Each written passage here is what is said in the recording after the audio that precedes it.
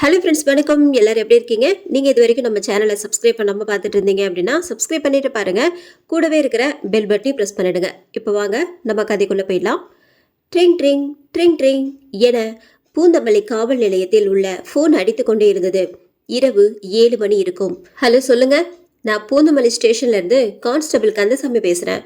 ஐயா, பூந்தமல்லி ஏரியாவில் உள்ள பாலத்தின் அருகில் இருக்கும் குப்பை கிடங்கிற்கு முன்னே ஒரு பெண் சடலமாக இருக்கிறது என பூந்தமல்லி காவல் நிலையத்திற்கு ஒரு தகவல் கிடைத்தது. கான்ஸ்டபிள் கந்தசாமி உடனடியாக தனது மேலதிகாரி இன்ஸ்பெக்டர் துர்காவிடம் கூற இருவரும் கிளம்பினார்கள். ஆம், இன்ஸ்பெக்டர் துர்கா ஒரு பெண். அவருடைய அம்மா இவளின் சிறு வயதிலேயே இறந்துவிட்டார். ஒரே ஒரு தங்கை. அவளும் 12ஆம் வகுப்பு படித்து கொண்டிருக்கிறாள். இவருக்கு சிறு வயதிலிருந்தே போலீஸாக வேண்டும் என ஆசை. துர்காவின் தந்தையும் கூட அதே பூந்தமல்லி காவல் நிலையத்தின் முன்னாள் இன்ஸ்பெக்டர். அப்பாவால் அதற்கு மேல் முன்னேற முடியவில்லை என்பதால் நம்மளாவது காவல்துறையில் பெரிய பணியில் அமர வேண்டும், IPS ஆக வேண்டும் என விரும்பினாள் துர்கா. அதற்காக பயிற்சியும் தேர்வுக்காக படித்தும் கொண்டிருந்தாள். ஒரு நாள் எதிர்பாராத விதமாக தன்னுடைய தந்தை விபத்தில் இறந்து விட்டார். அதனால் கருணை அடிப்படையில் அவருடைய மகளான துர்காவிற்கு அந்த பணியை கொடுத்தார்கள். துர்காவும் அவளது தங்கை ரேகாவும் மட்டுமே தனியாக வாழ்ந்து வந்தனர். துர்காவும் அவள் தங்கை ரேகாவும் ஒருவருக்கொருவர் அதீத அன்பு கொண்டிருந்தனர். இன்னும் கொஞ்ச காலம் இருந்திருந்தால் துர்காவை சுயமாக அந்த வேலையை வாங்கியிருக்க முடியும். அதற்குள் அப்பா இறந்து அந்த வேலை கிடைத்தது. அதனால் காவல் நிலையத்தில் யாரும் துர்காவை மதிக்கவில்லை. இவருக்கு என்ன தெரியும், திறமை இல்லாமல் இதுபோல் கருணை அடிப்படையில் ஒரு வேலை கிடைத்துவிட்டது என அவள் காதில் படும்படியே அவளை அவமானப்படுத்தினர். ஆனால் துர்காவோ தனக்காக நேரம் வரும் வரை எதுவும் பேசாமல் மௌனம் காத்தாள். சம்பவ இடத்திற்கு இன்ஸ்பெக்டர் துர்காவும் கான்ஸ்டபிள் கந்தசாமியும் விரைந்தார்கள். கந்தசாமி, ஃபாரன்சிக் டிபார்ட்மெண்ட்டை வர சொல்லுங்க. அப்படியே இந்த கூட்டத்தை எல்லாம் திருப்பி அனுப்புங்க. மேலும் கூட்டம் வராம பார்த்துக்கோங்க என இன்ஸ்பெக்டர் துர்கா ஆணையிட்டார். அப்படியே இங்கு இருக்கும் CCTV கேமராவையும் ஒரு முறை பார்ப்பதற்கு ஏற்பாடு செய்யுங்கள் என்று கட்டளையிட்டார். தடவியல் துறையிலிருந்து அதிகாரிகள் வந்தனர். அவர்களுடைய வழக்கமான பணியை செய்து முடித்துவிட்டு அந்த சடலத்தை போஸ்ட்மார்ட்டத்துக்கு அனுப்பி வைத்தனர். இது ஒரு பெண், 25 வயது இருக்கலாம். இதற்காக இவர் கொலை செய்யப்பட்டார் என இன்னும் தெரியவில்லை. அவள் முகத்தில் முழுவதும் கேக் பூசப்பட்டு இருக்கிறது. அதன் மேல் கத்தியால் முகம் முழுவதும் வெட்டப்பட்டிருக்கிறது. அந்த பெண் இறந்த பிறகும் கூட தொடர்ந்து 3 நாட்கள் அவர் உடல் மற்றும் முகம் கத்தியால் வெட்டப்பட்டிருக்கிறது. இது சாதாரண கொலையாக இருக்க வாய்ப்பில்லை. எந்தவித ஆதாரமும் கிடைக்கவில்லை என தடவியல் துறையிலிருந்தும் போஸ்ட்மார்ட்டம் ரிப்போர்ட்டிலிருந்தும் தெளிவாக கூறியது. இன்ஸ்பெக்டர் துர்காவிற்கு இந்த வழக்கை மேற்கொண்டு விசாரிக்க எந்த சிறு குழுவும் கிடைக்கவே இல்லை. அன்று இரவு முழுவதும் அவர் தூங்கவே இல்லை. ஒருவேளை அந்த பெண்ணை பாலியல் பலாத்காரம் செய்வதற்காக கடத்தப்பட்டிருக்கலாம் என யூகிக்க மட்டுமே முடிந்தது. ஆனால் போஸ்ட்மார்ட்டம் ரிப்போர்ட்டில் அவள் கற்பு சிதையவில்லை என முடிவு வந்திருந்தது ஆச்சரியப்படுத்தியது. அவள் கழுத்தில் இருந்த நகை, காலில் இருந்த கொலுசு, காதில் தங்கத்தோடு, அவள் ஹேண்ட்பேக்கில் ஒரு 10,000 பணம் எல்லாமே அப்படியே இருந்தது. இதை வைத்து பார்க்கும்போது கொலையாளி நிச்சயம் ஒரு திருடனாக இருக்க வாய்ப்பில்லை. பின் எதற்காக அந்த பெண்ணை கடத்தி கொலை செய்தான் என தெரியவில்லை. இன்ஸ்பெக்டர் துர்காவிற்கு தெரிந்த மிக நெருங்கிய நண்பரான டாக்டர் துலுக்கானம் அவர்களை தொடர்பு கொண்டு விசாரித்தாள். ஒரு கொலையாளி எவ்வளவு கோபமாக இருந்தாலும் கொலை செய்யும் போது அவர்கள் இறந்து விட்டார்கள் என தெரியும் போது அதை விட்டுவிடுவார்கள். 2-3 நாட்கள் வைத்து வெட்டுவதை பார்த்தால் இது கொஞ்சம் பயமாகத்தான் இருக்கிறது. எதற்கு முகத்தில் கேக்குகளை தடவி இருக்கிறான் என்பது மேலும் குழப்பத்தை தருகிறது. இந்த வழக்கில் வேறு ஏதாவது குழு கிடைக்கிறதா என பாருங்கள் என இன்ஸ்பெக்டர் துர்காவிடம் டாக்டர் துலுக்கானம் விளக்கினார். இன்ஸ்பெக்டர் துர்கா அந்த கொலை செய்யப்பட்ட பெண்ணின் வீட்டிற்கு சென்று விசாரித்தார். ஏதேனும் காதல் பிரச்சனை அல்லது உங்களுக்கு பிடிக்காதவர்கள் அல்லது நீங்கள் சந்தேகப்படும் யாரேனும் இருந்தால் கூறுங்கள் என கேட்டார். அந்த பெண்ணின் வீட்டார் எங்களுக்கு அதுபோல் எந்த பிரச்சனையும் இல்லை என தெளிவாக கூறினர். 4 நாட்களுக்கு முன்பு வெளியே சென்றவள் அடுத்த நாள் வரை திரும்பி வரவில்லை. நாங்களும் அவளுடைய நண்பர்கள் வீட்டில் எல்லாம் தேடி பார்த்தோம். ஆனால் கிடைக்காததால் காவல் நிலையத்தில் புகார் அளித்தோம். ஆனால் இதுவரை எந்த பதிலும் வரவில்லை என கதறி அழுதனர். இதுவரை அவளுக்கு எந்த காதல் கடிதமும் அல்லது அது தொடர்பாக எந்த பிரச்சனையும் வந்ததாக தெரியவில்லை. மேலும் என் பொண்ணு எங்களிடம் எதையும் மறைக்க மாட்டாள். எங்கு போனாலும் எங்களிடம் சொல்லிவிட்டு தான் செல்வாள். கடந்த வாரம் கூட அவளுடைய ஃப்ரெண்ட்ஸ் பர்த்டே பார்ட்டிக்கு சொல்லிவிட்டு சென்று அதுவும் சீக்கிரமே வந்துவிட்டாள். இன்ஸ்பெக்டர் துர்கா அந்த பெண்ணின் வீட்டில் இருந்து அந்த பெண்ணின் போட்டோ மற்றும் அவள் கடைசி ஒரு வாரத்தில் வெளியே சென்ற இடங்களை கேட்டு தெரிந்து கொண்டு கிளம்பிவிட்டார். இன்ஸ்பெக்டர் துர்கா காவல் நிலையத்திற்கு தொடர்பு கொண்டு கடந்த 10 நாட்களில் காணாமல் போனவர்களின் புகார் விவரத்தை உடனடியாக விசாரிக்க சொன்னார். காலையில் முழு விபரமும் தன்னுடைய மேஜையில் இருக்க வேண்டும், இது உங்கள் பொறுப்பு என கந்தசாமியிடம் கூறிவிட்டு அங்கிருந்து தன்னோட வீட்டுக்கு கிளம்பிவிட்டார். காலை எழுந்தவுடன் இன்ஸ்பெக்டர் துர்காவிற்கு மீண்டும் ஒரு தொலைபேசி அழைப்பு. அது கான்ஸ்டபிள் கந்தசாமியிடம் இருந்து வந்தது. இன்னொரு கொலை. பூந்தமல்லியை சுற்றியுள்ள பகுதியில் முதல் கொலையை போலவே இந்த கொலையும் ஒரே மாதிரியாக இருந்தது. இதுவும் ஒரு கல்லூரி பெண், இதுவும் ஏற்கனவே காணாமல் போன பெண்தான் என தெரிய வந்தது. இவள் முகம் முழுவதும் கேக்கு பூசப்பட்டு இருந்தது. அதன் மேல் கத்தியால் முகம் முழுவதும் வெட்டப்பட்டிருந்தது. அவன் இறந்த பிறகும் கூட தொடர்ந்து 3 நாட்கள் அவர் உடல் மற்றும் முகம் கத்தியால் வெட்டப்பட்டிருக்கிறது.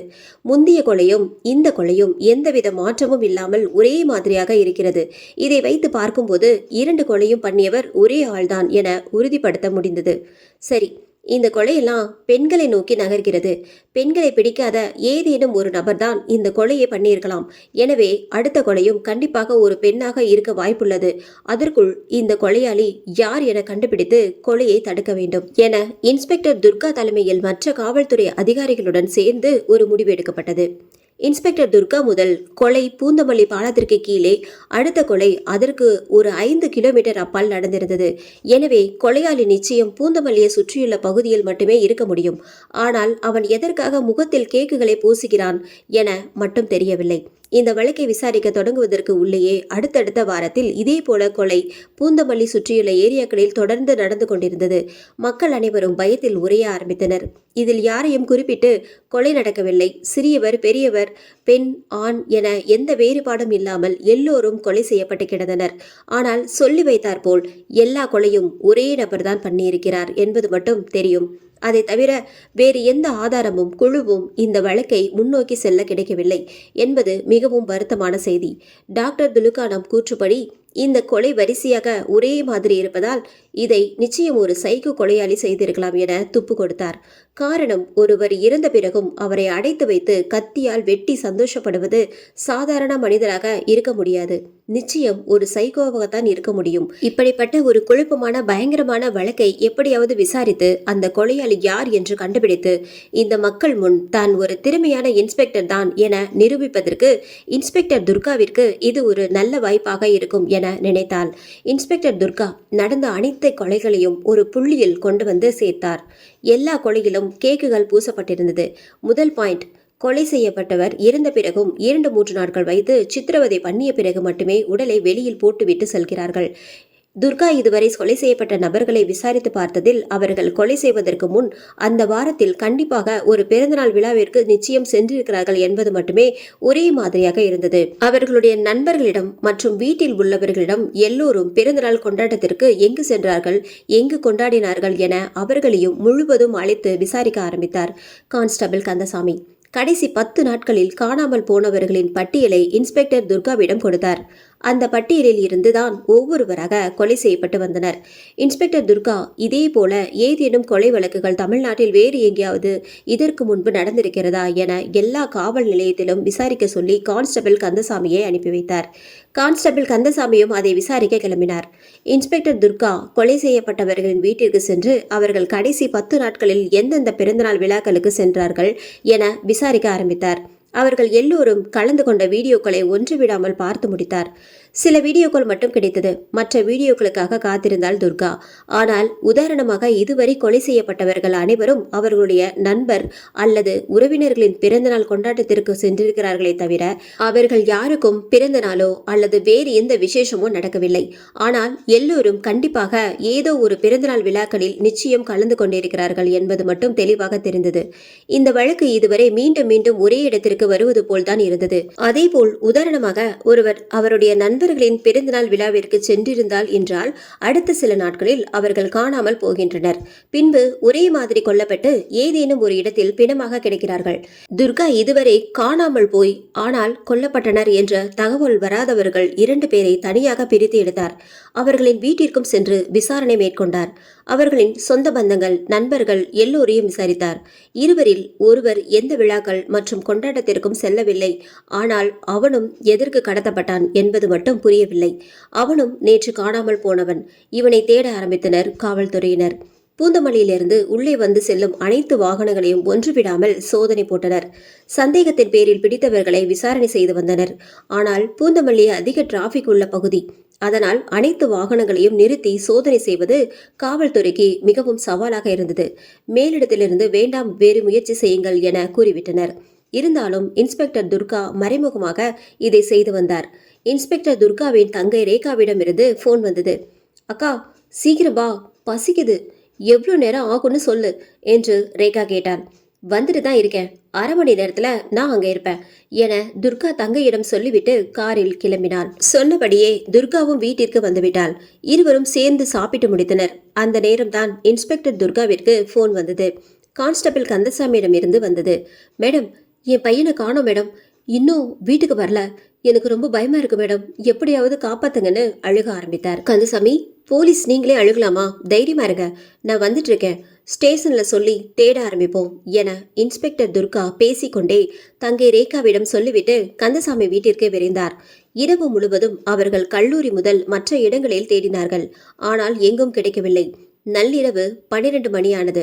இன்ஸ்பெக்டர் துர்கா தனது தங்கை ரேகா தனியாக இருப்பாள், அதனால் நான் நாளை காலை வருகிறேன், அதுவரை நீங்கள் தைரியமாக இருங்கள் என கந்தசாமியிடம் கூறிவிட்டு கிளம்பினாள். துர்கா வீட்டிற்குள் சென்றவுடன் வீடு முழுவதும் இருட்டாக இருந்தது. லைட் சுவிட்சை போட்டாள், ஆனால் லைட் எரியவில்லை. அந்த தெருவிற்கே மின்சாரம் நிறுத்தப்பட்டிருந்தது தெரிய வந்தது. ரேகா, ரேகா என கூப்பிட்டு கொண்டே தனது மொபைல் லைட்டை ஆன் செய்து தேட ஆரம்பித்தாள். பெட்ரூமிலும் இல்லை, சமையலறையிலும் இல்லை. பயப்பட ஆரம்பித்தாள். கண்ணில் ஒரு பக்கம் அவளுக்கு என்ன ஆனது என்று தெரியாமல் வீடு முழுவதும் தேடினாள். பக்கத்து வீட்டில் சென்று விசாரித்தாள். ரேகாவின் மொபைலுக்கு அழைத்தாள். ஆனால் போன் போகவில்லை. அவளுக்கு என்ன செய்வது என்று தெரியவில்லை. ரேகாவுக்கு என்னாச்சு? இந்த நேரத்துல எங்க போனா? ஒருவேளை அவளையும் கடத்திட்டாங்களா? துர்கா தங்கை ரேகாவை தேடிக்கொண்டே மாடிக்கு சென்றாள். மாடிக்கு செல்லும் கதவு திறந்தே இருந்தது. அவள் மெதுவாக படியேறினாள். அதே நேரத்தில் ரேகாவின் மொபைல் எண்ணுக்கு தொடர்ந்து முயற்சி செய்தே வந்து கொண்டிருந்தாள். மொட்டை மாடிக்கு சென்றாள். திடீரென்று இருவர் துர்காவின் கண்ணை கட்டி கொண்டனர். இருவர் அவரின் கைகளை பின்னால் பிடித்து கொண்டனர். இன்ஸ்பெக்டர் துர்கா சட்டென இருவரை சாய்த்து தள்ளிவிட்டு தான் வைத்திருந்த துப்பாக்கி எடுத்து நெத்தி போட்டில் வைக்கும்போது ஒரு 5 பெண்கள், அதில் அவள் தங்கை ரேகாவும் வந்தாள். ஆனால் ரேகா கையில் ஒரு அழகிய பிறந்தநாள் கேக்கில் அதன் உள்பகுதியில் சுற்றிலும் குட்டி மெழுகுபர்த்திகள் ஏற்றப்பட்டு ஹாப்பி பர்த்டே அக்கா என எழுதியிருந்தது. Happy birthday to you, happy birthday to you என எல்லோரும் பாடிக்கொண்டே வந்து துர்கா முன் நின்றார்கள். அன்று இன்ஸ்பெக்டர் துர்காவின் பிறந்தநாள். ஆனால் துர்காவோ கொலை வழக்கில் குற்றவாளியை கண்டுபிடிக்க தீவிரம் காட்டியதால் தனது பிறந்தநாளை மறந்துவிட்டாள். துர்கா ஒரு நிமிடம் கண்களை மூடிவிட்டு பின்பு தனது கோபத்தை மறந்து தன் தங்கையை கட்டி அணைத்து கொண்டாள். பின் மெல்ல எரிந்து கொண்டிருந்த மெழுகுவர்த்திகளை ஊதி அணைத்துவிட்டு அந்த கேக்கை வெட்டி தனது தங்கைக்கு ஊட்டினாள். பதிலுக்கு தங்கை ரேகா கேக்கை ஒரு கையால் எடுத்து துர்காவின் முகம் முழுவதும் பூசிவிட்டு எல்லோரும் பிறந்த நாளை கொண்டாடிவிட்டு இரவு சாப்பாட்டை முடித்துவிட்டு கிளம்பினார்கள். துர்கா ரேகாவை தூங்க சொல்லிவிட்டு கொலைகாரனை பற்றி யோசித்துக் கொண்டே கொஞ்ச நேரம் கழித்து தன்னை அறியாமல் தூங்கிவிட்டாள். மறுநாள் சீக்கிரமே எழுந்து கான்ஸ்டபிள் கந்தசாமி பையனை தேட ஆரம்பித்தாள். ஆனால் அவன் கிடைக்கவே இல்லை. இன்ஸ்பெக்டர் துர்கா கந்தசாமியை அழைத்து தமிழ்நாட்டில் இதற்கு முன்பு இதே மாதிரி ஏதேனும் கொலை நடந்திருக்கிறதா என பார்க்க சொன்னேனே, என்னாச்சு, ஏதேனும் தகவல் கிடைத்ததா இல்லையா என கேட்டாள். மேடம், தமிழ்நாட்டில் எல்லா இடத்திலும் தேடி கண்டுபிடிப்பது என்பது மிகவும் கஷ்டமாக இருக்கிறது. நம்முடைய ஸ்டேஷன்ல இருந்து மற்ற ஸ்டேஷன் எல்லாத்துக்கும் ஃபேக்ஸ் அனுப்பியிருக்கிறோம். என் நண்பர் ஒருவர் இருக்கிறார். அவர் பெயர் சதாசிவம். அவரும் நம்ம டிபார்ட்மெண்ட் ஆள் தான். குற்றங்களை கணினியில் பதிவேற்றம் செய்யும் வேலை செய்து கொண்டிருக்கிறார். அவர் இதுவரை கணினியில் ஏற்றப்பட்ட வழக்குகளை சோதனை செய்து பார்த்ததில் இது மாதிரி எதுவும் இல்லை. ஆனால் இன்னும் சில மாவட்டங்களில் உள்ள வழக்குகளை கணினியில் பதிவேற்றம் செய்யும் வேலை முடியவில்லை. இன்னும் ஒரு சில நாட்களில் முடிவடைந்துவிடும் என அவர் கூறுகிறார் என கந்தசாமி இன்ஸ்பெக்டர் துர்காவிடம் எடுத்துரைத்தார். சரி, இன்னும் நிலுவையில் உள்ள மாவட்டங்கள் என்னென்ன என்ற தகவல்களை கேட்டு வையுங்கள். ஒரு வாரத்திற்குள் அனைத்தையும் சோதனை செய்து ஏதேனும் நமக்கு உதவி கிடைக்குமா என்று பாருங்கள். யாருக்காக இல்லாவிட்டாலும் இப்பொழுது உங்க மகனுக்காக நான் சீக்கிரமா குற்றவாளியை நெருங்க வேண்டும். மேலும் இந்த குற்றவாளி யார், அவன் எங்கிருந்து இந்த கொலைகளை செய்கிறான், திரும்பவும் எப்படி பிணங்களை போட்டுவிட்டு தப்பித்து செல்கிறான், அவன் கொலை செய்வதற்கான நோக்கம் என்ன, இப்படி எதுவும் தெரியாமல் நாம் இந்த வழக்கில் தோற்றுக்கொண்டே இருக்கிறோம் என இன்ஸ்பெக்டர் துர்கா வேதனையோடு புலம்பிக் கொண்டிருந்தாள்.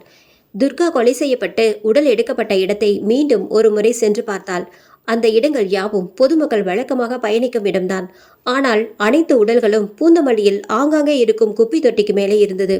இன்ஸ்பெக்டர் துர்காவிற்கு ஒரு யோசனை வந்தது. இதுவரை நடந்த கொலைகளை எப்படி போலீசாருக்கு தெரியப்படுத்தினார்கள் என கேட்க தோன்றியது. கந்தசாமி, நீங்க தானே முதல்ல 2 கொலைகளை என்னிடம் சொன்னீங்க? ஆமா மேடம், நான் தான் உங்ககிட்ட சொன்னேன். சரி, உங்களுக்கு எப்படி அந்த தகவல் கிடைச்சது? மேடம், முதல் கொலை இரவு 7 மணி இருக்கும். நம்முடைய ஸ்டேஷனுக்கு ஒரு ஃபோன் வந்தது. அதில் ஒருவன் பேசினான். இதுபோல் பூந்தமல்லியில் ஒரு பிணம் கிடைக்கிறது என்று என்னிடம் சொன்னார். உடனே பயந்து போய் நான் உங்களிடம் வந்து சொன்னேன். 2வது கொலையும் இதே போல்தான் மேடம். ஃபோனில் தான் தகவல் கொடுத்தார்கள். ஆனால் இந்த கொலையை பற்றிய தகவல் நேரடியாக எனக்கு வரவில்லை. நானும் நம் ஏட்டு பழனிசாமி ஸ்டேஷனில் இருக்கும்போது மறுபடியும் ஒரு ஃபோன் வந்துச்சு. இது மாதிரி ஒரு பிணம் கிடக்குது என தகவல் கிடைச்சது. சரி, ஸ்டேஷனில் எனக்கு இந்த மாதிரி நடந்த 5-6 கொலைகள் பற்றிய முதல் தகவலை யார் பெற்றார்கள்? அதன் ரெக்கார்டை நான் ஒரு முறை கேட்க வேண்டும். அதற்கு ஏற்பாடு செய்யுங்க என இன்ஸ்பெக்டர் துர்கா கட்டளையிட்டார். ஏட்டு பழனிசாமி இன்ஸ்பெக்டர் துர்காவை அவசரமாக கண்ட்ரோல் ரூமுக்கு வர சொன்னார். துர்காவும் உடனடியாக அங்கு சென்றார். என்னாச்சு பழனிசாமி, அவசரமாக வர சொன்னீங்க என இன்ஸ்பெக்டர் துர்கா கேட்டார். மேடம், நீங்க கேட்ட வாய்ஸ் ரெக்கார்ட் கிடைச்சிருக்கு.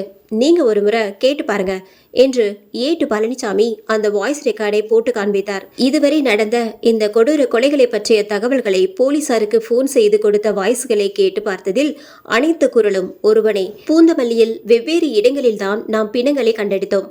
அப்படி இருக்கையில் எப்படி ஒரே ஒருவன் எல்லா இடங்களிலும் முதலில் பார்த்து நமக்கு தகவல் கொடுத்திருக்க முடியும்? நிச்சயம் அவன்தான் இந்த கொலைகளை செய்திருக்க முடியும். மேடம், அவன் தகவல் கொடுத்த மொபைல் நம்பரை சோதனை செய்து பார்த்தால் அவனை பிடித்து விடலாம் என பழனிசாமி ஐடியா கொடுத்தார். இன்ஸ்பெக்டர் துர்காவும் அழைப்பு வந்த மொபைல் எண்ணை விசாரிக்க சொன்னாள். அடுத்த 1 மணி நேரத்தில் அந்த தொலைபேசி எண்ணின் உரிமையாளர்கள் அனைவரும் ஸ்டேஷனில் வந்து சேர்ந்தனர். வந்த 6 பேருமே அன்றாடம் கூலி வேலை செய்பவர்களாகத்தான் இருந்தார்கள். அந்த நம்பர் மட்டுமே இதில் தொடர்பாக இருந்தது. ஆனால் நிச்சயம் இவர்களுக்கும் இந்த கொலைக்கும் எந்த சம்பந்தமும் இல்லை என தெளிவாக தெரிந்தது. பின்பு எப்படி இவர்கள் நம்பரிலிருந்து கொலையாளி போன் செய்திருக்க முடியும் என்பது குழப்பமாக இருந்தது. அனைவரிடமும் விசாரிக்கும் போது அனைவரும் ஒரே மாதிரியாக பதிலை மட்டுமே சொன்னார்கள். ஐயா, அந்த வழியாக நான் சென்று கொண்டிருந்தேன். என்னுடைய போனில் சார்ஜ் இல்லை. ஒரு கால் பேச வேண்டும் என என்னிடம் ஒருவன் கேட்டான். சரி, அவசரத்துக்கு உதவலாம் என்று நானும் கொடுத்தேன். அவனும் போனை வாங்கி சற்று தூரமாக நின்று யாரிடமோ பேசிவிட்டு என்னிடம் கொடுத்துவிட்டு சென்று விட்டான். எங்களுக்கு அவ்வளவுதான் தெரியும் என கூறினார்கள். இவர்கள் கூறியதை பார்க்கும் பொழுது கொலைகாரன் பிணத்தை குப்பையில் போட்டுவிட்டு அவனே அந்த வழியாக வந்த பொதுமக்களிடம் போனை வாங்கி போலீசிடம் தகவல் கொடுத்திருக்கிறான். பின்பு அங்கேயே நின்று கொண்டிருந்து கடைசியாகத்தான் சென்றிருக்க வேண்டும். சரி, யாரேனும் அவன் முகத்தை பார்த்தீர்களா? ஏதேனும் அடையாளம் தெரிந்தால் சொல்லுங்கள் என துர்கா அவர்களிடம் கேட்டாள். ஒருவர், இல்லை மேடம், அவன் முகத்தை நாங்கள் சரியா பார்க்கல. மாஸ்க் போட்டிருந்தான், அதுவும் அவனை சரியா கவனிக்கல. மற்றொருவன், மேடம், அவன் என்னிடம் வரும்போது ஹெல்மெட் போட்டிருந்தான் மேடம். ஆனால் அவன் முகத்தை என்னால் பார்க்கவே முடியல. எல்லோருமே அவன் முகத்தை பார்க்கவில்லை என்று மட்டுமே சொன்னார்கள். பழனிசாமி, இவங்க எல்லாரையும் இவங்க சொன்னதை எழுதி வாங்கிட்டு அனுப்பிடுங்க என துர்கா கூறினாள். கந்தசாமிக்கு ஃபோன் செய்து உங்கள் மகனிடம் மொபைல் இருக்கிறதா என கேட்டாள். அவரும் இருந்தது மேடம் என கூறினார். உடனே அந்த நம்பரை ட்ராக் செய்ய சொன்னாள். அது மட்டும் இல்லாமல் இதுவரை காணாமல் போன அத்தனை பேரின் மொபைல் எண்களை ட்ராக் செய்து அவர்களது மொபைலை கண்டுபிடிக்க ஆரம்பித்தாள். ஆனால் எல்லா மொபைல் போனையும் ட்ராக் செய்து சென்று பார்த்ததில் அனைத்து மொபைலும் கிடைத்தது. ஆனால் எல்லாமே கொலையாளி இவர்களை கடத்திவிட்டு போகும்போது வழியில் அவர்களது மொபைலை சாலையோர முட்புதரில் வீசிவிட்டு சென்றது தெரிய வந்தது. அப்போது மீண்டும் போலீஸ் ஸ்டேஷனுக்கு ஒரு போன் வந்தது. பூந்தமல்லியில் மீண்டும் ஒரு குப்பை தொட்டியில் ஒரு ஆண் சடலம் சிதைக்கப்பட்டு இருந்தது என தகவல் கிடைத்தது. இன்ஸ்பெக்டர் துர்கா அங்கு ஓடி சென்று பார்த்ததில் அந்த சடலம் கான்ஸ்டபிள் கந்தசாமியின் ஒரே மகனாக கூட இருக்கலாம் என கந்தசாமிக்கு போன் செய்து சம்பவ இடத்திற்கு அழைத்து மகன்தானா என பார்க்க சொன்னாள். கான்ஸ்டபிள் கந்தசாமி பதறி அடித்துக்கொண்டு ஓடி வந்து சடலத்தை பார்த்தாள். முகத்தை திருப்பி பார்க்கும்போது முகம் முழுவதும் கேக்கால் பூசப்பட்டு கொடூரமாக சிதைக்கப்பட்டு கிடந்தது. கந்தசாமியோ, என் பிள்ளை இல்லை, இது என் பிள்ளை இல்லை, இது என தலையில் அடித்துக்கொண்டே அங்கிருந்து ஓடினார். மற்ற காவல்துறையினர் அவரை பிடித்து காரில் ஏற்றினர். துர்கா அந்த குழந்தையை போஸ்ட்மார்ட்டத்துக்கு அனுப்பி வைத்தார். அங்கே சோதனை முடிந்த பிறகு அது கான்ஸ்டபிள் கந்தசாமி மகன்தானா என தெரிய வந்தது. இதற்கு முன்பு தகவல் கொடுத்த அவன் ஒருவன் தான் இந்த முறையும் போலீசுக்கு தகவல் கொடுத்திருக்கிறான். பழைய கொலையும் இந்த கொலையும் ஒரே மாதிரி தான் இருந்தது. இன்ஸ்பெக்டர் துர்கா டாக்டர் துலுக்கானம் அவர்களுக்கு போன் செய்தாள். இருவரும் சந்தித்தார்கள். இன்ஸ்பெக்டர் துர்கா இதுவரை நடந்தவற்றை டாக்டர் துலுக்கானத்திடம் கூறினாள். துர்காவிற்கு ஒரே ஒரு சந்தேகம் மட்டுமே. கொலை செய்தவனே எதற்கு போலீஸுக்கு தகவல் கொடுத்தான்? எதற்காக அப்படி செய்கிறான்? சரியாக 3-4 நாட்கள் மட்டும் அவன் வைத்திருக்கிறான் என டாக்டர் துலுக்கனிடம் கேட்டார். சைக்கோவை பற்றி எனக்கு நன்றாக தெரியும் மேடம். என்னுடைய வாழ்க்கையில் நான் நிறைய பேரின் மனநிலையை ஆராய்ந்திருக்கிறேன். சைக்கோ என்பவனாக இந்த உலகில் புதியதாக யாரும் பிறக்கவில்லை. சாதாரண மனிதராக பிறந்து அவன் வாழ்க்கையில் ஏதோ ஒரு நிகழ்வு அவன் ஆழ்மனதை கடுமையாக பாதித்திருக்கும். அந்த பாதிப்பு அவனுக்குள் ஈவு இரக்கமற்ற ஆத்திரத்தை ஏற்படுத்திவிடும். அதற்கு காரணமானவர்களை அவன் அடித்து துன்புறுத்தும் போது சில சைக்கோகளுக்கு திருப்தியாக இருக்கும். இன்னும் சில சைக்கோகளுக்கு கொலை செய்யும் போது அவர்களது மூளையில் ஒருவித ஹைபர் டோபோமோன் எனும் மகிழ்ச்சி ஹார்மோன் சுரந்து நிம்மதி கொடுக்கும். அதில் இன்னும் சிலர் மிகவும் கடுமையாக பாதிக்கப்பட்டு இருப்பார்கள். அவர்கள் ஒருவரை கொன்றதும் அவர்களுக்கு வேறு ஒரு நபரை கொல்ல வேண்டும். அவர்களின் அலறல் சத்தம் கேட்டு சந்தோஷம் அடைவார்கள். இதுவரை சைக்கோக்களை பற்றி தெரிந்த விஷயம் இவ்வளவுதான். சரி, ஓகே டாக்டர். அவனே கொலை செய்துவிட்டு அவனே எதுக்கு போலீஸ்க்கு தகவல் கொடுக்க வேண்டும்? அதற்கு ஏதேனும் காரணமுண்டா என இன்ஸ்பெக்டர் துர்கா டாக்டர் துலுக்கனிடம் கேட்டார். மேலும் இதுவரை கொலை செய்யப்பட்டவர்கள் எல்லோரும் அதற்கு முன்பு தங்களுடைய நண்பர்களின் பிறந்தநாள் விழாவிற்கு கட்டாயம் சென்றவர்கள்தான். நான் பிறந்தநாள் வீடியோக்கள் எல்லாவற்றையும் பார்த்துவிட்டேன். ஆனால் பிறந்தநாள் கொண்டாடியவன் இருக்கிறான், கூட சென்றவன் ஏன் கடத்தி செல்லப்படுகிறான் என புரியவில்லை என டாக்டர் துலுக்கனிடம் புலம்பிக் கொண்டிருந்தார். அவன் தகவல் மட்டும் கொடுத்ததாக நான் பார்க்கவில்லை. அவன் அங்கேயே இருந்திருக்க வேண்டும். நாம் தோற்பதை பார்த்து சந்தோஷம் அடையும் மனநிலையில் கூட அவன் இருக்கலாம். சைக்கோ என்பவன் எதற்காக வேண்டுமானாலும் கொலை செய்வான். ஒவ்வொருவனுக்கும் ஒரு காரணம் இருக்கும். அது அவர்கள் பார்வையில் சரியானதாக அவர்களே நினைத்துக் கொள்வார்கள். இதுவரை கண்டுபிடிக்கப்பட்ட சைக்கோக்களின் மனநிலைமைகள் மற்றும் அவர்களை விசாரித்த டாக்டர்களின் உண்மை பதில் அடங்கிய புத்தகம். இதை ஒரு முறை படித்து பாருங்கள் என ஒரு புத்தகத்தை இன்ஸ்பெக்டர் துர்காவிடம் கொடுத்துவிட்டு டாக்டர் துலுக்கன் கிளம்பிவிட்டார். கான்ஸ்டபிள் கந்தசாமியை சந்தித்து அவரை சமாதானப்படுத்தினாள் இன்ஸ்பெக்டர் துர்கா. கந்தசாமி, உங்களுக்கு நடந்த இழப்புக்கு நான் ரொம்பவும் வருத்தப்படுறேன். நீங்கள் சற்று ஓய்வு எடுத்துக்கோங்க. ஸ்டேஷனுக்கு வர வேண்டாம். நீங்கள் முழுதாக சரியானதுக்கு அப்புறமா அல்லது இந்த சைக்கோ கொலையாளியை பிடிச்சி இந்த வழக்கை முடிச்சதுக்கு அப்புறமா நீங்கள் வந்தால் போதும் என துர்கா கூறினாள். அதற்கு கான்ஸ்டபிள் கந்தசாமியோ, மேடம், எனக்கு இருந்த ஒரே மகனன் இல்லாமல் செய்த அந்த சைக்கோ மிருகத்தை உங்களோட சேர்ந்து நானும் பிடிக்க வேண்டும். என் மகன் கடத்தப்பட்டு சாகும்போது கூட தன் அப்பா ஒரு போலீஸ், நிச்சயம் அவர் வருவார் என்று எதிர்பார்த்து ஏமாந்து போய் செத்திருப்பான். அவன் ஆத்மா சாந்தி அடைய நான் நிச்சயம் இந்த வழக்கில் இருந்து அவனை பிடித்து சட்டத்தின் முன்பு நிறுத்தி இனி எந்த குழந்தைக்கும் இந்த நிலைமை வரக்கூடாது என கண்ணீர் பொங்க பேசினார். துர்காவிற்கு மறுப்பு சொல்ல முடியவில்லை. சரி, வாருங்கள் என்று தன்னோடு அழைத்து சென்றாள். கந்தசாமி மகனோடு சேர்த்து இதுவரை கொலை செய்யப்பட்டவர்களின் போஸ்ட்மார்டம் ரிப்போர்ட்டின் போது எடுக்கப்பட்ட அனைத்து போட்டோக்களும் இன்ஸ்பெக்டர் துர்காவிற்கு கிடைத்தது. கான்ஸ்டபிள் கந்தசாமி, மேடம், நீங்க என்னிடம் இதற்கு முன்பு இதே மாதிரி கொலை ஏதேனும் நடந்திருக்கிறதா என விசாரிக்க சொன்னீர்கள். தற்போது நானே அந்த வேலையை தொடர ஆரம்பிக்கிறேன் என இன்ஸ்பெக்டர் துர்காவிடம் கூறிவிட்டு கிளம்பினார். துர்கா கண்ணை மட்டும் அசைத்தார். தனக்கு வந்த போட்டோக்களை ஒவ்வொன்றாக மேஜையில் வைத்து பார்த்து கொண்டிருந்தாள். எல்லோர் முகத்திலும் வெட்டுக்காய்கள் நிறையவே இருந்தது. ஆனால் அதை தவிர வேறு ஒன்றும் அதில் கிடைக்கவில்லை. பின் டாக்டர் துலுக்கனும் கொடுத்த சைக்கோக்களை பற்றிய புத்தகத்தை எடுத்து படிக்க ஆரம்பித்தாள். அதில் சைக்கோ என்பவன் தன்னை யார் என்றும் காட்டிக்கொள்ள விரும்புவான். ஆனால் நேரடியாக இல்லாமல் மறைமுகமாக ஏதேனும் ஒரு குறியீட்டை விட்டு செல்வான். அதை அவன் செய்யும் ஒவ்வொரு கொலையிலும் கட்டாயம் செய்து கொண்டே வந்திருப்பான். அவனுடைய அடையாளமாக அதை மக்களிடம் காட்ட விரும்புவான். அமெரிக்காவில் ஒரு சைக்கோ கடத்தப்பட்டவர்களை அளவுக்கு அதிகமாக வாசனை திரவியத்தை அடித்தே பல நாட்கள் சித்திரவதை செய்து கொலை செய்திருக்கிறான். கடைசியில் பிணத்தோடு ஒரு வாசனை திரவிய பாட்டிலையும் வயிற்றில் குத்தியிருக்கிறான். அவனை பிடித்து விசாரித்ததில் வாசனை திரவியம் விற்பனை செய்யும் வேலை பார்த்ததால் எளிதாக அவனால் அளவுக்கு அதிகமாக வாங்கவும் முடிந்தது. மேலும் அதை பற்றிய அறிவும் அவனுக்கு இருந்ததாக வாக்குமூலத்தில் கொடுத்திருந்தான். இதை படிக்கும்போது வெளியே நல்ல காற்று வீசியது. துர்கா எழுந்து திறந்திருந்த வீட்டின் ஜன்னல் கதவுகளை ஒவ்வொன்றாக மூடிக்கொண்டிருந்தாள். அப்போது மேஜையில் இருந்த போட்டோகள் எல்லாம் பறக்க ஆரம்பித்தன. வேகமாக ஜன்னல் கதவுகளை ஒரு வழியாக மூடிவிட்டு கீழே பறந்து கிடந்த போட்டோக்களை எடுத்துக்கொண்டாள். அதில் தலைகீழாக ஒரு போட்டோவை பார்த்தாள். அதில் சிறியதாக ஏதோ எழுத்துக்கள் மாதிரி இருந்தது. அதை பூத கண்ணாடியை வைத்து பார்க்கும்போது அதில் ஹாப்பி டெத் டே என கத்தியாலே வெட்டப்பட்டு இருந்தது. அதே போல எல்லோரின் முக போட்டோக்களையும் எடுத்து பார்க்கும்போது எல்லாவற்றிலும் அதே வாக்கியம் மெல்லியதாக இருந்தது. இதை எல்லோராலும் எழுத முடியாது, ஏனெனில் அவ்வளவு சிறியதாக இருந்தது. பேக்கரியில் கேக்குகளின் மேல் எழுதுபவர்கள் எழுத்து வடிவம் போல் இது இருக்கிறது. அப்போது கான்ஸ்டபிள் கந்தசாமியிடம் இருந்து போன் வந்தது. மேடம், நம் வழக்கை போலவே வேறொரு வழக்கு 13 வருடங்களுக்கு முன்பு திண்டுக்கல் அருகே வெள்ளோட்டில் நடந்திருக்கிறது. அதில் தொடர்ந்து 3 கொலைகள் இப்போது நடந்தது போலவே இருக்கிறது. அதிலும் கொலை செய்யப்பட்டவர்கள் முகத்தில் கேக்குகள் பூசப்பட்டு இருந்ததாக ரிப்போர்ட் இருக்கிறது என தகவல் கூறினார். உடனே இன்ஸ்பெக்டர் துர்கா கந்தசாமியிடம் போஸ்ட்மார்டம் ரிப்போர்ட் மற்றும் எடுக்கப்பட்ட போட்டோக்களை தனக்கு அனுப்ப சொன்னார். அப்படியே அந்த வழக்கு என்ன ஆனது, அதை அப்பொழுது விசாரித்த போலீஸ் ஆபீசர் யார் என கேட்க சொன்னார். கந்தசாமியும் போட்டோக்களை எடுத்து வாட்ஸ்அப்பில் அனுப்பினார். அதை துர்கா உற்று பார்க்கும்போது கொலை செய்யப்பட்ட அந்த 3 பேரின் முகத்திலும் ஹாப்பி டெத் டே என எழுதப்பட்டிருந்ததை பார்த்ததும் அதிர்ச்சியானாள்.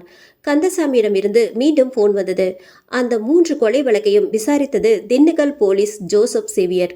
அவர் இந்த வழக்கில் 3 கொலை நடந்த பிறகு தனது போலீஸ் பதவியை விட்டுவிட்டதாகவும் அதற்கு பிறகு இதுபோல் வேறு எந்த கொலை வழக்கும் வரவில்லை என அங்கு இருந்த என் நண்பர் போலீஸ் சதாசிவம் கூறியதாக கூறினார். இன்ஸ்பெக்டர் துர்காவிற்கு மனதில் பல கேள்விகள் ஓடிக்கொண்டே இருந்தது. 13 வருடங்கள் முன்பு கொலை செய்ய ஆரம்பித்தவன் இவ்வளவு நாள் ஏன் நிறுத்தி மீண்டும் இப்போது ஆரம்பித்திருக்கிறான்? ஜோசப் செவேரி ஏன் பதவியை விட்டார்? எதற்காக கொலையாளி அப்பொழுது திடீரென காணாமல் போனான்? எப்படி மீண்டும் வந்தான்? கேக்குகளை முகத்தில் தடவுவதால் அவன் ஏன் ஒரு பேக்கரியில் வேலை செய்பவனாக இருக்கக்கூடாது? துர்கா ஜோசப் செவியரை ஒருமுறை பார்த்து பேச நினைத்தாள். அதற்காக ஜோசப் செவியர் இப்போது எங்கு இருக்கிறார், என்ன செய்து கொண்டிருக்கிறார் என்ற தகவல்களை விசாரித்து வைக்குமாறு கந்தசாமியிடம் கூறினாள். துர்கா மனநல மருத்துவர் துலுக்கணத்தை அழித்து முகத்தில் எழுதப்பட்டிருந்த வார்த்தைகளை காட்டினாள். அனைத்து கையெழுத்தும் ஒரே மாதிரியாக இருந்ததை வைத்து பார்க்கும்போது நிச்சயம் இதை ஒருவன் மட்டுமே எழுதியிருக்க முடியும் என டாக்டரும் உறுதியாக கூறினார். உடனே இன்ஸ்பெக்டர் துர்கா பூந்தமல்லியில் தனக்கு தெரிந்த பேக்கரிக்கு சென்றார். அந்த பேக்கரியில் கேக்குகளில் பெயர் எழுதுபவர் யார் என கேட்டாள். அங்கு வேலை செய்பவர்கள் மனோகர் என்பவன்தான் சிறப்பாக எழுதுவான், அவனை தவிர மற்ற ஊழியர்கள் அவ்வளவாக எழுத மாட்டார்கள் என கடையின் உரிமையாளர் கூறினார். மனோகரனை உடனடியாக வர சொன்னாள் இன்ஸ்பெக்டர் துர்கா. மனோகரனும் பேக்கரிக்கு வந்தான். மேடம், ஒவ்வொரு பேக்கரியிலும் ஒரு சில பேர் மட்டுமே பெயர் எழுதுவார்கள். அதில் ஒவ்வொருவரின் கையெழுத்தும் சின்ன சின்ன மாற்றமாக இருக்கும். ஆனா பெரிதளவில் வித்தியாசம் எதுவும் தெரியாது. மனோகரன் இன்ஸ்பெக்டர் துர்காவிடம் கூறினார். துர்காவோ அங்கிருந்து கிளம்பினாள். அப்போது அவருக்கு ஒரு யோசனை கிடைத்தது. பூந்தமல்லியை சுற்றியுள்ள அனைத்து பேக்கரியிலும் தனித்தனியாக ஒரு பர்த்டே கேக் ஆர்டர் செய்தார். கான்ஸ்டபிள் கந்தசாமியை அனைத்து கேக்கையும் வாங்கிட்டு காவல் நிலையத்திற்கு வர சொன்னாள். துர்கா மட்டும் காவல் நிலையத்திற்கு தனியாக வந்தார். உள்ளே வரும்போதே ஏட்டு ஒருவனை ஆக்ரோஷத்தோடு அடித்து கொண்டிருந்தார். ஏட்டியா, யார் அவன்? என்ன கேஸு? ஏன் இப்படி போட்டு அடிச்சிட்டு இருக்கீங்க என கேட்டார். மேடம், இவன் நிறைய பேரின் கையெழுத்துக்களை போட்டு போலித்தனமா பல லட்சம் மோசடி செய்திருக்கிறான் என கூறினார். அதற்கு துர்காவோ, நான் ஒரு முக்கியமான கேஸை பற்றி விசாரிச்சிட்டு இருக்கேன், அவனை அப்புறம் பார்த்துக்கலாம், அவனை லாக்கப்ல போடுங்க என கூறினார்.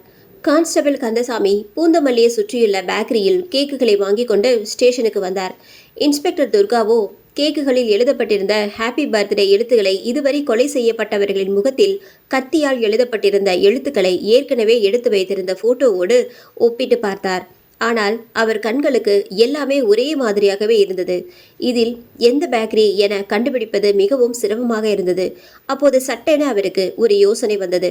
அவளது காவல் நிலையத்தில் போலி கையெழுத்து போட்டு கைது செய்யப்பட்டவனை கேட்டால் நிச்சயம் அவனால் கையெழுத்துக்களின் வித்தியாசத்தை கண்டுபிடிக்க முடியும். அப்படி கண்டுபிடிப்பவனால் மட்டுமே போலித்தனமான பல கையெழுத்துக்களை போட்டு திருடி இருக்க முடியும் என யூகித்தார்.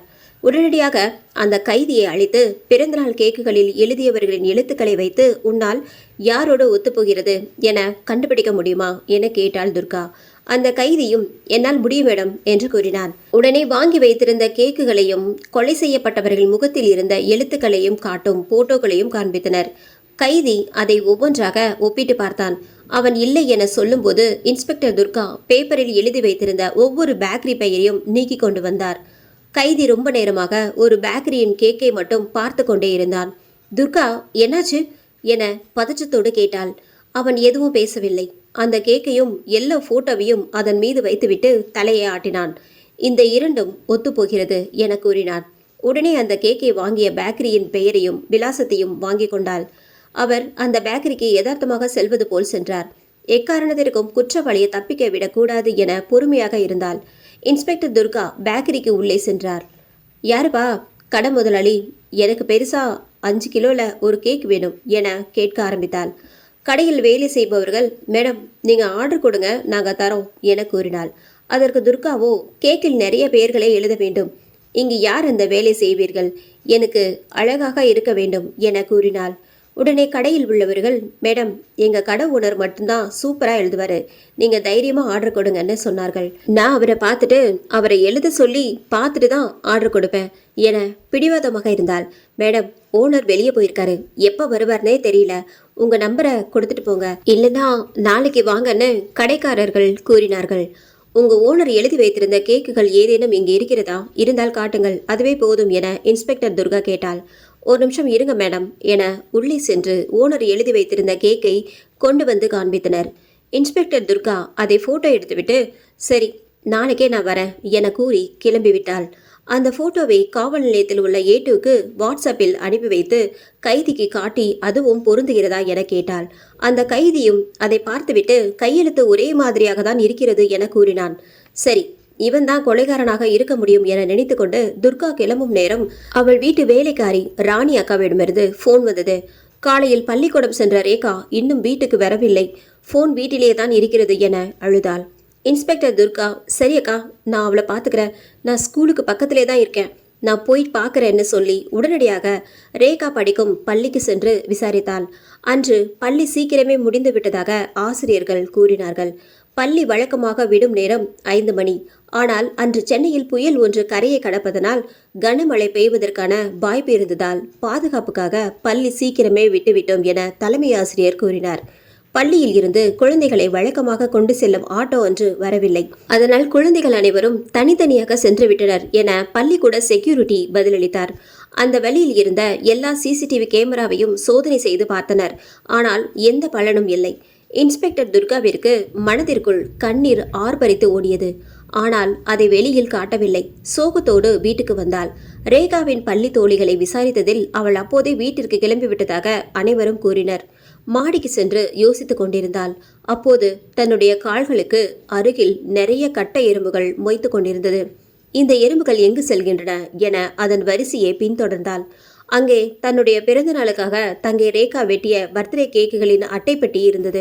அதில் ஒட்டியிருந்த இனிப்புகளை திங்கவே எறும்பு கூட்டம் கூட்டமாய் போய்க் கொண்டிருக்கிறது. அந்த அட்டையை எடுத்து வைத்து ரேகாவை நினைத்து, எங்குமா போன, உனக்கு என்னதான் ஆச்சு என அழுது கொண்டிருக்கும் போது சட்டென அந்த கேக்கை எங்கே வாங்கியிருந்தாள் என அட்டையை பார்த்தாள். அதில் அவள் சந்தேகப்பட்ட மற்றும் அந்த கைதி கூறிய அதே பேக்கரி கடையில்தான் ரேகாவும் வாங்கி இருந்திருக்கிறாள் என தெரிய வந்தது. உடனடியாக இதற்கு முன்பு கொலை செய்யப்பட்டவர்கள் கடைசியாக கலந்து கொண்ட நண்பர்கள் அல்லது உறவினர்களின் அத்தனை பேரின் வீட்டிற்கும் சென்று அவர்கள் எந்த கடையில் கேக் வாங்கினார்கள் என கேட்டதில் அவளுக்கு ஒரு அதிர்ச்சி காத்திருந்தது. அது துர்கா நினைத்தது போலவே அனைவரும் அந்த ஒரே கடையில்தான் கேக் வாங்கியிருக்கிறார்கள். ஆனால் துர்காவிற்கு இன்னும் குழப்பமாகத்தான் இருந்தது.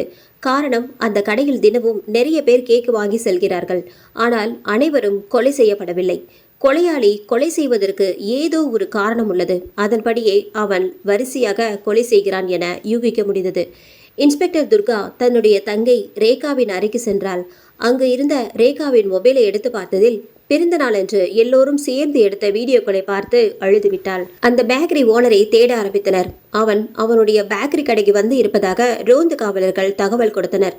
இன்ஸ்பெக்டர் துர்கா அங்கு சென்று கொண்டிருந்தாள். கடைக்கு வந்த உடனே அவனும் வேகமாக கிளம்பிவிட்டான். அவனை 2 காவலர்கள் தொடர்ந்து சற்று இடைவெளியில் பின்தொடர்ந்தனர். துர்கா எல்லா செக் போஸ்டிலும் கவனமாக இருக்க சொன்னாள். யார் பார்த்தாலும் அவனை கைது செய்து ஒப்படைக்குமாறு உத்தரவிட்டாள். அனைத்து காவலர்களும் கொலைகாரனை தீவிரமாக தேடிக்கொண்டிருந்தனர். இன்ஸ்பெக்டர் துர்காவிடமே அவன் தானாய் வந்து மாட்டிக்கொண்டான். அவனை பிடித்து அடித்து அருகில் இருந்த காவல் நிலையத்திற்கு இழுத்து வந்தனர். ஆனால் அந்த கொலைகாரன் கண்ணில் பயமே இல்லை. சாதாரணமாக முகத்தில் ஒரு பக்கம் சிரிப்போடும் மறுபக்கம் ஆங்காரத்தோடும் உட்கார்ந்திருந்தான். ஏன் இப்படி கொலை செய்தாய்? எதற்கு இப்படி செய்தாய்? எங்கே என்னுடைய ரேகா? எங்க? அவளுக்கு எதுவும் ஆகலையே என தொடர்ந்து பல கேள்விகளை கொலைகாரனிடம் இன்ஸ்பெக்டர் துர்கா அடித்து கொண்டே கேட்டுக்கொண்டிருந்தாள். அவன் சொல்ல போவதை அவன் கையாலேயே எழுத சொன்னாள். கொலைகாரன், நான் எந்த கொலையும் செய்யவில்லை என்ற ஒற்ற வரியை மட்டுமே அந்த வெள்ளைத்தாளில் எழுதி வைத்தான். அதை பார்த்த துர்கா கோபத்தில் அவனை அடி வெளுத்து வாங்கிவிட்டு, இவனை சாப்பிட வையுங்கள், வந்து மீண்டும் விசாரிக்கலாம் என கூறிவிட்டு அந்த பேப்பரை எடுத்துக்கொண்டு தன்னுடைய காவல் நிலையத்திற்கு புறப்பட்டாள். தன்னுடைய காவல் நிலையத்திற்கு சென்று அந்த பேப்பரை அதே கைதியிடம் கொடுத்து, இதுவும் ஒரே மாதிரி தானே இருக்கிறது என அவனிடம் கொடுத்தாள். அந்த கைதியும் அந்த பேப்பரை எடுத்து பார்த்து கொண்டே இருந்தான். உடனே அந்த கேக்குகளில் இருந்த கையெழுத்தையும் இதையும் மாறி மாறி பார்த்தான். மேடம் என கத்தினான். இன்ஸ்பெக்டர் துர்கா ஓடி வந்தாள். ஏன் கத்துற, என்னாச்சு என கேட்டார். அதற்கு அந்த கைதி, மேடம், இந்த கையெழுத்து மற்ற இரண்டோடும் ஒத்துப்போகவில்லை, இது உண்மையிலே அவன்தான் எழுதினானா என கேட்டான். துர்காவிற்கு அப்படியே தூக்கி வாரி போட்டது. என்ன சொல்ற? என் முன்னாடி தான் எழுதினான் என கூறி அவனையும் அழைத்து கொண்டு கொலைகாரனின் பேக்கரிக்கு சென்றார்கள். அங்கு சென்று கடையின் வரவு செலவு கணக்கை யார் எழுதுவார்கள் என கேட்டாள் துர்கா. அதற்கு, மேடம், அதை எங்க கடை முதலாளியை தவிர வேறு யாருமே எழுத மாட்டாங்க என கூறினார். அந்த கையெழுத்தையும் கொலைகாரனை விசாரிக்கும் போது அவன் கைப்பட எழுதிய கையெழுத்தும் சரியாக ஒத்துப்போனது. குழப்பத்தில் நின்று கொண்டிருந்தாள் இன்ஸ்பெக்டர் துர்கா. கொலைகாரனை அடைத்து வைத்திருந்த காவல் நிலையத்திலிருந்து துர்காவிற்கு போன் வந்தது. மேடம், சீக்கிரம் வாங்க, கொலையாளி பேனா முனையால் தன்னுடைய தொண்டையில் தானே குத்தி கொலை செய்து கொண்டான் என கூறினார். இன்ஸ்பெக்டர் துர்காவிற்கு தலையே சுற்றியது. இருந்த கொலையாளி ஒருவனும் இறந்துவிட்டான். ஏன் அவன் தற்கொலை செய்து கொண்டான்? வேறு யார் இருக்கிறார்கள்? இவனுடைய பேக்கரியில் தான் கையெழுத்து ஒத்துப்போகிறது. ஆனால் அவன் கையெழுத்து ஏன் ஒத்துப்போகவில்லை? இன்ஸ்பெக்டர் துர்காவிற்கு என்ன செய்வதென்று தெரியவில்லை. அதே நேரத்தில் 3 நாட்களுக்கு முன் காணாமல் போன இன்னும் 2 பேரின் சடலங்கள் காவல் நிலையத்தின் முன்பு போடப்பட்டிருந்தது. அவர்களை கொலை செய்த விதம் வீடியோவாக எடுத்து சமூக வலைதளத்தில் வைரலாக பொதுமக்களுக்கு பரவி கொண்டிருந்தது. அந்த வீடியோவில் கொலைகாரனின் முகம் தெரியவில்லை. ஆனால் அவன் சிரித்துக்கொண்டே மெல்ல நடந்து வருகிறான். கடத்தியவர்களை கம்பி வலையால் கட்டி வைத்திருக்கிறான். நிறைய கேக்குகளை எடுத்து அவர்களையே முகத்தில் பூசிக்கொள்ள சொல்கிறான். செய்யாதவர்களின் முகத்தில் கத்தியால் மெல்ல கோடுகளை கிழிக்கிறான். மூச்சு முட்டும் அளவிற்கு தொடர்ந்து வாய் மற்றும் மூக்குகளில் அவனும் கேக்குகளை அழுத்தி பூசுகிறான். மூச்சு விட முடியாமல் அவர்கள் கஷ்டப்படும் போது அதை பார்த்து ரசிக்கிறான். பின்பு அவர்கள் இறந்த பின்பு அவர்களை தூக்கி முகத்தில் ஹாப்பி டெத் டே என கத்தியால் எழுதுகிறான். இதுதான் அந்த வீடியோவில் இருந்தது. இதை பார்த்த பொதுமக்கள் அனைவரும் பயந்து போயிருந்தனர். பூந்தமல்லியை சுற்றியுள்ள பொதுமக்கள் யாரும் தேவையில்லாமல் வெளியே வர வேண்டாம் என அறிவித்தனர்.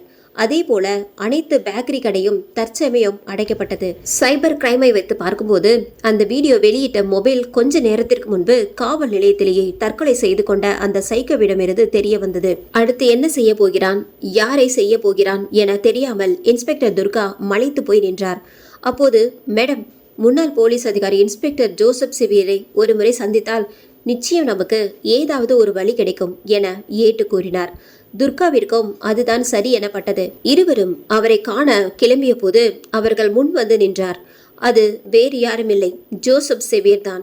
ஜோசப் சேவியரே துர்கா காண வந்தார். துர்காவுக்கும் அப்போது அவர் உதவி தேவைப்பட்டது. இருவரும் ஒருவரையொருவர் அறிமுகம் செய்து கொண்டனர். ஆனால் துர்காவை பற்றிய தகவல்களை ஜோசப்க்கு நன்கு அறிந்து வைத்திருக்கிறார். சார், நீங்க ஏன் போலீஸ் பதவியை விட்டுவிட்டீங்க?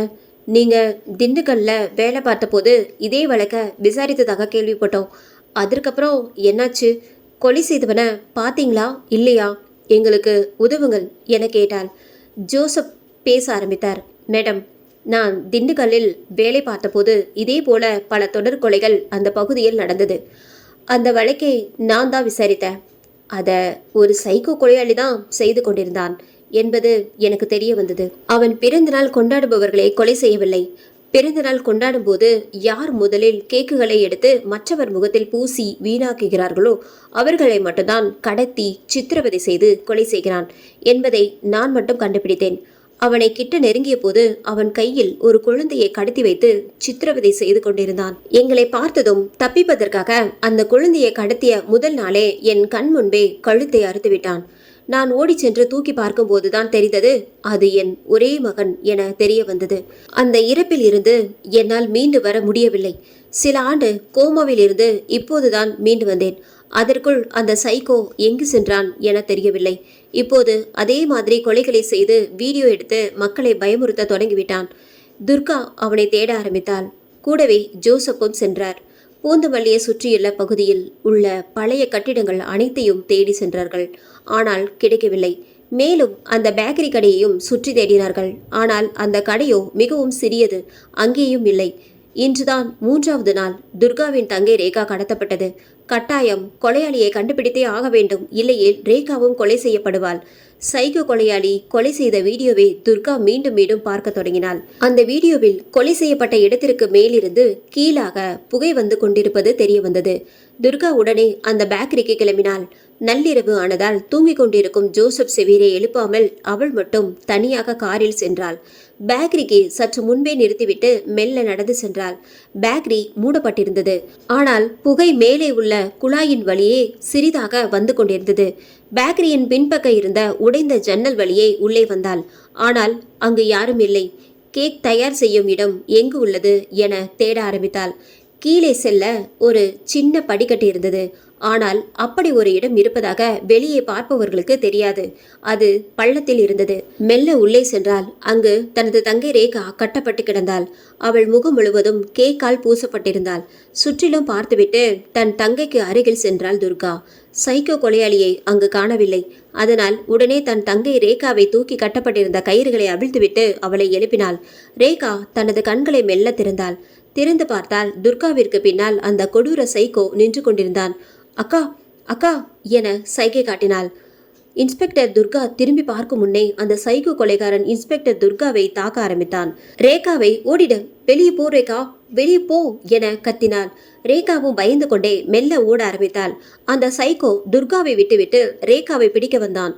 துர்கா தான் வைத்திருந்த துப்பாக்கி எடுத்து சுடப்போவதாக கூறினாள். ஆனால் சைக்கோவோ அதை கண்டுகொள்ளாமல் தங்கை ரேகாவை பிடித்து இழுத்தான். உடனே துர்கா அவன் கால்களை பார்த்து சுட்டாள். வலியில் துடித்த அவன் கத்த ஆரம்பித்தான்.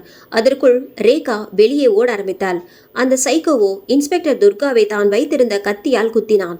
துர்கா வலியால் மெல்ல கீழே விழுந்தாள். அந்த சைக்கோ ஓடிப்போன ரேகாவை துரத்த ஆரம்பித்தான். ரேகாவோ வழி தெரியாமல் தட்டு தடுமாறி ஒரு வழியாய் பேக்கரிக்கு வெளியே செல்லும் கதவை திறந்தாள். ஆனால் அதற்குள் அந்த சைக்கோ வேறு பாதையில் வந்து ரேகாவை மடக்கினான். ரேகாவோ கத்த ஆரம்பித்தாள். ரேகா அவனை தட்டிவிட்டு பேக்கரியின் வாசல் வரை வந்தாள். அங்கிருந்து சைக்கோ அவளை அடித்து இழுத்து சென்றான். மீண்டும் உள்ளே இழுத்து சென்று துர்காவையும் ரேகாவையும் கொலை செய்ய தயாரானான். ஆனால் யாரும் எதிர்பாராத நேரத்தில் ஜோசப் செவியர் அங்கு வந்தார். அவர் துர்கா வீட்டிலிருந்து காரில் புறப்படும் சத்தத்தை கேட்டு பின்தொடர்ந்து வந்திருக்கிறார். ஆனால் பேக்கரி வரை வந்த பின்பு எங்கு போவது என தேடிக்கொண்டிருக்கும் போது ரேகாவை வாசலிலிருந்து சைக்கோ இழுத்து செல்வதை பார்த்து அதன் மூலமே உள்ளே வந்திருக்கிறார். வந்தவுடன் சைக்கோவை அடித்து அங்கிருந்து கயிற்றில் அவனை கட்டி மற்ற போலீசாருக்கும் ஆம்புலன்ஸிற்கும் தகவல் கொடுத்தார். ரேகாவும் இன்ஸ்பெக்டர் துர்காவும் மருத்துவமனைக்கு சென்றனர். அந்த சைக்கோவை போலீசார் சிறையில் அடைத்தனர். மக்கள் சார்பாகவும் காவல்துறை சார்பாகவும் இன்ஸ்பெக்டர் துர்காவிற்கு வாழ்த்துக்கள் வந்து கொண்டிருந்தது. சில நாட்களுக்கு பிறகு துர்கா அந்த சைக்கோவை விசாரிக்க ஆரம்பித்தாள். அவன் 2 நாட்கள் ஆகியும் பேசவே இல்லை. எவ்வளவு அடித்தும் அவன் வாயிலிருந்து எந்த பதிலும் வரவில்லை. இன்ஸ்பெக்டர் துர்காவிற்கு ஒரு யோசனை வந்தது. உடனே ஒரு பெரிய கேக்கை கான்ஸ்டபிளை வாங்கி வர சொன்னார். கேக் வந்தது.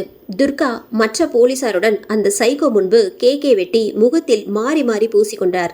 அதை பார்த்த சைக்கோவுக்கு வெறி தலைக்கேறியது. வேண்டாம் வேண்டாம், இப்படி செய்யாதீங்க என கத்தி கூச்சலிட்டான். ஆனால் துர்கா நிறுத்தவில்லை. நான் எல்லாவற்றையும் சொல்லிவிடுகிறேன், நிறுத்துங்கள் என கத்தினான். துர்கா மெல்ல நிறுத்தினாள். ஏற்கனவே தயாராக இருந்த கேமராவை ஆன் செய்து அவனை பற்றியும் அவன் இதுவரை செய்த கொலைக்கான காரணத்தையும் கூறுமாறு கேட்டாள். அவனும் பேச ஆரம்பித்தான். என் பெயர் செந்தில், என்னுடைய தம்பி பெயர் இளவரசன். எங்கள் சொந்த ஊர் திண்டுக்கல் அருகே தவசிமடை என்னும் கிராமம். எங்கள் அப்பாவுக்கு வேலை சென்னையில் உள்ள பேக்கரியில் இருந்ததால் எங்கள் சொந்த வீட்டை விட்டு பேக்கரி வேலைக்காக பூந்தமல்லியிலேயே தங்கிவிட்டோம். அப்பா அம்மா இருவருமே செட்டியார் ஒருவரின் பேக்கரியில் தான் வேலை செய்து வந்தார்கள். நாங்களும் பள்ளி முடிந்த மீதி நேரம் அந்த பேக்கரியில் தான் அம்மா அப்பாவோடு சின்ன சின்ன வேலைகளை செய்து கொடுப்போம். நாட்கள் நன்றாகத்தான் போனது. ஒரு நாள் அந்த பேக்கரியில் புதியதாக பர்த்டே பார்ட்டிக்கு அனுப்ப மிகப்பெரிய கேக் தயாராகி கொண்டிருந்தது. அது புதிய சுவையாக தயாரிக்கப்பட்டது. என்னுடைய தம்பிக்கு அதை பார்த்த உடனே அதை சிறிது சாப்பிட கேட்டான். அப்பா வேண்டாம், அப்பா சம்பளம் வாங்கியதும் வாங்கி தருகிறேன் என கூறிவிட்டார். அடுத்த நாள் செய்து தருகிறேன் என கூறினார். ஆனால் 1 மாதம் ஆனது. அந்த மாதிரி கேக்கு எல்லோருக்கும் பிடிக்க ஆரம்பித்ததால் நிறைய ஆர்டர் வந்தது. கடை முதலாளியும் அப்பாவிடம் அந்த வித்தைகளை கேட்டு தெரிந்து கொண்டார். சில நாட்களுக்கு பிறகு மீண்டும் தம்பி அந்த கேக்கை கேட்க ஆரம்பித்தான். தினமும் அழுக ஆரம்பித்தான். சரி என அப்பா கேக் செய்யும் போது மீதம் இருந்த ஒரு சிறு துண்டை தம்பியிடம் கொடுத்தார். அந்த நேரம் கடை முதலாளி வர, தினமும் இப்படித்தான் நடக்குதா? உங்களை நம்பி இங்க இருக்க விட்டா உங்க வேலையை காட்டுறீங்க, கிளம்புங்க நீங்க, தேவையில்லைன்னு அனுப்பிவிட்டாரு. எங்க அப்பாவும் இதுக்கு மேல யாரோடையும் வேலை பார்க்க வேண்டாம், நம்ம சொந்த ஊரு திண்டுக்கல்லுக்கே போலான்னு முடிவு பண்ணாரு. எங்களை அங்கேயே இருக்க சொல்லிட்டு அப்பாவும் அம்மாவும் மூட்டை முடிச்சுகளை கட்டிக்கிட்டு இருந்தாங்க. எல்லாரும் கிளம்பணும். சொந்த ஊருக்கு போன எங்க அப்பா அம்மா 2 பேருக்குமே உடம்பு சரியில்லாம படுத்த படுக்கை ஆயிட்டாங்க. அவங்க மருத்துவ செலவுக்காக பண்ணையார்கிட்ட வாங்கின பணத்தை திரும்ப கொடுக்க முடியாததுனால நானும் என் தம்பியும் அங்கேயே வேலை செஞ்சு காசை கழிச்சிட்டு இருந்தோம். அப்போதான் பண்ணையார் மகனுக்கு பிறந்தநாள் வந்துச்சு. அதனால பெரிய கேக்கு டவுன்ல இருந்து வாங்கிட்டு வந்தாங்க. அதை ரொம்ப நாளைக்கு அப்புறம் பார்த்த என் தம்பிக்கு திரும்பவும் பழையபடி ஆசை வந்தது. அதை எப்படியாவதும் சாப்பிட்டு பார்க்கணும்னு என்கிட்ட சொன்னான். நாளைக்கு தான் வெட்டுவாங்க, நமக்கு கொஞ்சம் தருவாங்கடா தம்பின்னு நான் அவன்கிட்ட சொல்லி வச்சேன். வீட்டுக்கு போனதுக்கப்புறம் அப்பா அம்மா 2 பேரும் எழுந்திருக்கவே இல்லை. அவங்க செத்துட்டாங்க. பெருசாக யாருக்கும் சொல்லாமல் நான் சில பேரோட உதவியோட அவங்கள அடக்கம் பண்ணிட்டேன். ஆனால் என் தம்பியை அங்கே காணோம். தேடி பார்த்தா கடைசியாக அவன் விடிஞ்சு வெட்ட போகிற பண்ணையார் வீட்டில் இருந்த கேக்கு முன்னாடி உட்கார்ந்துருந்தான். அவனை சமாதானப்படுத்தி கூப்பிட்டு வந்தேன். மறுநாள் காலையில் அவன்கிட்ட அப்பா அம்மா இறந்ததை சொன்னேன். ஆனால் அவனுக்கு கவனம் எல்லாம் அந்த கேக்கு மேலே தான் இருந்துச்சு. அவன் நான் சொன்னதை கண்டுக்கவே இல்லை. கேக்கெல்லாம் தயாராக எடுத்து வச்சாங்க. நிறைய கூட்டம் வந்துச்சு. கேக்கை கட் பண்ணாங்க.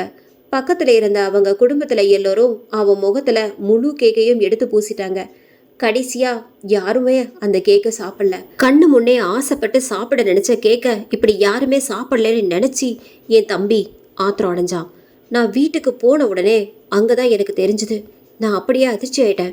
பண்ணையார் வீட்டில் கேக்கை யார் முதல்ல மூஞ்சில தடவுனாங்களோ அவங்கள கடத்தி வந்து சித்திரவதை செஞ்சு கொலையே செஞ்சுட்டான். சரி, ஒரு தடவை தெரியாமல் பண்ணிட்டான், இனி அப்படி பண்ண மாட்டான்னு நினச்சி நானும் அதை வெளியில் சொல்லாமல் மறைச்சிட்டேன்.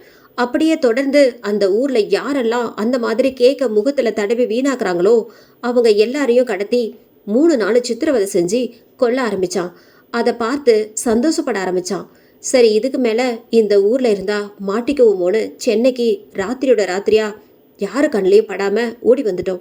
சென்னை வந்ததும் அதே செட்டியார்கிட்ட பேக்கரியில் வேலைக்கு சேர்ந்தோம். கொஞ்ச நாளைக்கு பிறகு அந்த செட்டியார் செத்துட்டாரு. அவருக்குன்னு சொந்த யாருமே இல்லாததால எங்கள் பேரில் கடையை எழுதி வச்சிட்டாரு. நாங்கள் தான் கடையை நடத்த ஆரம்பித்தோம். அதுக்கப்புறம் அமைதியாக போன வாழ்க்கையில் ஒரு நாள் 4 காலேஜ் பசங்க வந்தாங்க. கடையில் கேக் ஆர்டர் பண்ணி அங்கேயே கட் பண்ணாங்க. அப்பா அதை யாருமே சாப்பிடாம முகத்தில் பூசி விளையாட ஆரம்பிச்சாங்க. அந்த பிறந்தநாள் பையன் மூச்சடைச்சி அங்கேயே செத்துட்டான். இதெல்லாம் நானும் என் தம்பியும் நேருக்கு நேராக பார்த்துட்டோம். அதுக்கப்புறம் தான் என் தம்பி வேற மாதிரி யோசிக்க ஆரம்பிச்சான். கடையில இருந்து யார் யார் கேக்கு வாங்கிட்டு போறாங்களோ அவங்கள ஃபாலோ பண்ணி யார் முகத்தில் தடவுறாங்களோ அவங்கள மட்டும் கடத்தி கொல்ல ஆரம்பிச்சான். அப்படி பண்ணலைன்னா அவனாவே அவனை தாக்கிக்கிட்டான். வாரத்திற்கு ஒரு கொலையாவது பண்ணாதான் அவன் ஆத்திரம் அடங்கும். அதனால அவனுக்கு பதிலாக நான் இந்த கொலைகளை செய்ய ஆரம்பித்தேன். அவனை விட்டா நிறைய கொலை பண்ணிடுவான்னு தான் அவனுக்கு பதில் நான் பண்ணுறேன்னு சொல்லி இப்படி செஞ்சோம். எல்லோருக்கும் பர்த்டே ஆனால் நாங்கள் அதை டெத் டேவாக மாற்றினோம். எல்லோருக்கும் பயம் வரணும். கேக் என்பது சாப்பிட்ற பொருள் தான். அதை முகத்தில் தடவி வீணாக்கிறது தான் சந்தோஷமா, இல்லை முகத்தில் தடவி சாகடிக்கிறது தான் சந்தோஷமா? அதை நிறுத்தணும், மாறணும், இல்லை இனியும் இந்த மாதிரி கொலை நடக்கணும்னு சொல்லி கத்துனான். இதை அனைத்தையும் கேட்ட துர்கா அவனுக்கு தண்டனை வாங்கி கொடுத்தாள். சைக்காலஜி சிகிச்சையும் அந்த சைக்கோவுக்கு வழங்க நீதிமன்றம் உத்தரவிட்டது. இன்ஸ்பெக்டர் துர்கா மக்களுக்கும் மீடியாவிற்கும் பேட்டி கொடுத்தார். இனி மக்கள் நிம்மதியாக இருக்கலாம் என கூறிவிட்டு காவல் நிலையத்திற்கு சென்று விட்டாள்.